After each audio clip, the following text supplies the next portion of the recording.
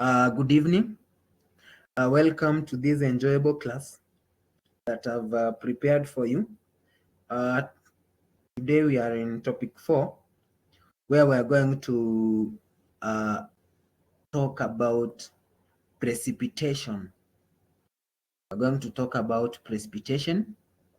So, what is precipitation? Precipitation is the form in which the Earth's surface receives moisture. So we have the forms of precipitation. We have snow, we have sleet, we have hail, we have dew. So let's start by seeing the definition of each. We have snow. Snow is the solid precipitation formed when tiny water droplets freeze and form ice crystals. So the crystals may fuse to form flakes. And then we have sleet. Sleet is the precipitation which is a mixture of rain and snow. A mixture of rain and snow. We have hail. Hail now it's roughly spherical lumps of ice formed when super cooled cloud droplets mold themselves around ice crystals before cooling. So it destroys crops, life, and house roofs. So we have dew. Dew, actually, every person knows dew. Dew is the precipitation consisting of water droplets formed on the cold surfaces at night. Now, like during the mornings, you can see grass. Grass contains some water. That's a very good example of dew. And then we have iron sheets. When you wake up in the morning at your homesteads, you look at the roofs. You can observe that the iron sheets looks like it contains some steam, like some droplets of water. So that is dew. And then we have, let's see now how it is formed. Dew is formed in this way. In a clear night, there is a high ground radiation, so temperatures of the Earth's surface fall below the dew point. The temperatures at which air being cooled saturated becomes saturated. And then we have the excess water now condenses on the cold surfaces. And then we have rain. Rain now is the precipitation consisting of water droplets uh, formed when tiny water droplets merge around particles of matter and become heavy and fall down to the earth. We have condensation now.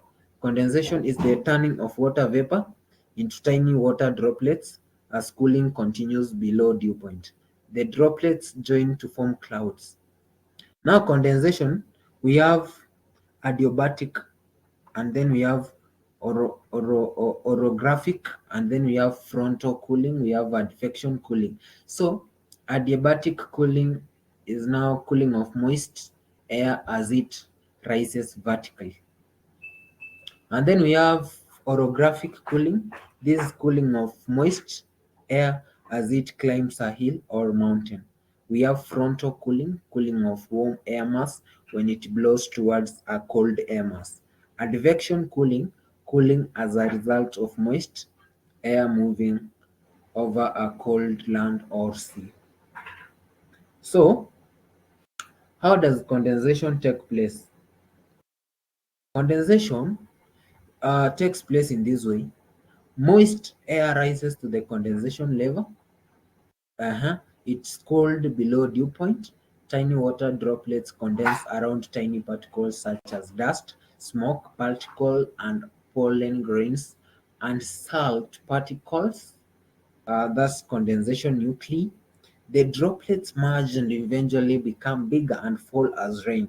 If moisture rises to an altitude where temperature is below 0 degrees Celsius, the condensed water droplets freeze, forming ice particles, or temperatures below freezing point due to lack of sufficient condensation level. Another one is that the supercooled cloud droplets may mold themselves round ice crystals before freezing to form hail. Before freezing to form hail. And then we have types of rainfall. We have relief, that's orographic or mountain rainfall. That's now is the one that usually forms in a way that somebody can see. is like we have a mountain, then we have two sides. Now we have the moist air cools as it rises. We have actually two sides, the windward side and the leeward side, whereby the leeward side is the rain shadow and the windward side is the one that receives more rainfall. So that's how the structure of it or the diagram looks like. And then how it forms. Moist air is forced to rise over a hill or mountain. The temperature and air pressure decreases, making it to expand. Air cools due to decreased temperature and decreased pressure, causing it to expand. Moisture condenses, forming tiny particles, and then the tiny water droplets in clouds merge and become too heavy to be suspended in air and falls as it rains. Air proceeds to the leeward side with low moisture content, and then since it is heavier due to being cool, it descends over that side and gets warmed, making it to hold onto the little moisture it had, causing that side to receive low rainfall. The convectional rainfall is now that we have a sea and then the land. Then we have convectional rainfall. It forms when the moisture rises above from the rises above the air from the land. So let me now give you this. These are another type of rainfall, that is convection. The ground or water body is heated, causing evaporation. There is a convective rising and cooling of moist. Condensation takes place, forming tiny water droplets. The droplets merge and fall as rain.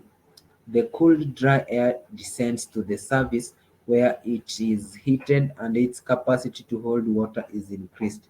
The process is repeated and repeated.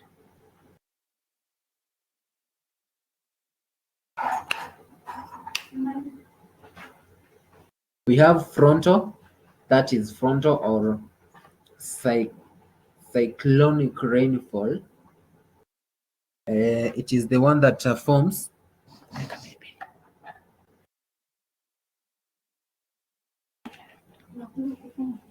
So, how it forms is like this. Mm, warm, moist air mass meets with the cold air.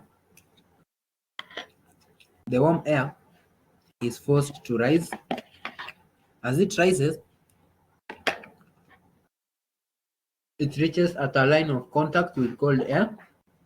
The moisture condenses, forming clouds, resulting in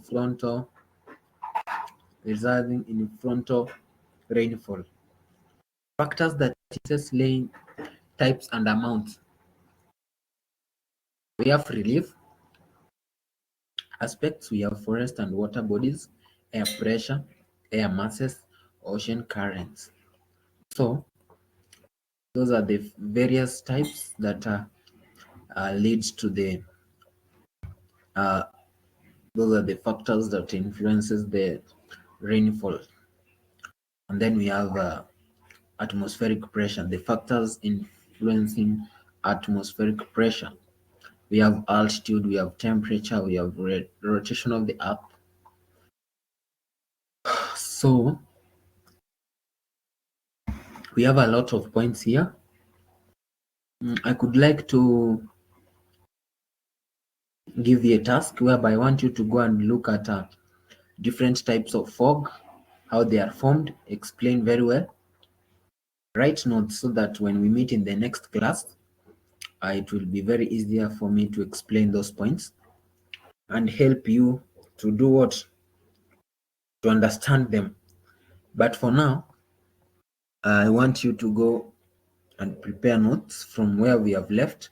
I want you to go and start from factors in influencing rainfall, and then you write the factors affecting atmospheric pressure, and then you go and prepare notes on different types of fogs, how they are formed, and you give the condition necessary for them to be formed.